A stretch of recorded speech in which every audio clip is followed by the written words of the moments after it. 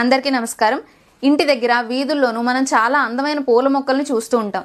అయితే వాటిని చూడడంతోనే ఆపేయండి.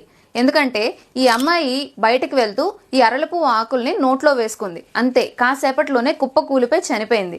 ఇలా మన చుట్టూ చాలా ఆకులు, పువ్వులు, విత్తనాల్లో విషం ఉంటుంది.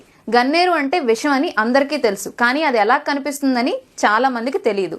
ఇది పచ్చగన్నేరు. వీటిలో ఎల్లో, వైట్, ఆరెంజ్ కలర్స్ లో పువ్వులు కనిపిస్తాయి. ఇది ఎర్రగన్నేరు, ఇది బిల్లగన్నేరు, ఇది ఉమ్మెత్త. వీటి ఆకులు, పువ్వులు, విత్తనాలు అన్నిటిలోనూ పాయిజన్ ఉంటుంది. అంతేకాదు, కంటికి అట్రాక్టివ్ గా ఎర్రగా కనిపించే గురువింద పళ్ళు, వీటిలో గురువింద గింజలు ఉంటాయి. ఒక్క గింజ నవిలినా సరే ప్రాణాలు పోతాయి. అందుకే మీ పిల్లలు ఇంటి దగ్గర వంట చేసుకునే ఆటలు లాంటివి ఆడుతుంటారు కదా, అలాంటివి ఆడుకునేటప్పుడు ఇంట్లో ఉండే కరివేపాకు, వేపాకు లాంటివే ఇవ్వండి. బయటకు వెళ్ళి ఆకులేవి కోసుకొనివ్వద్దు. Thank you.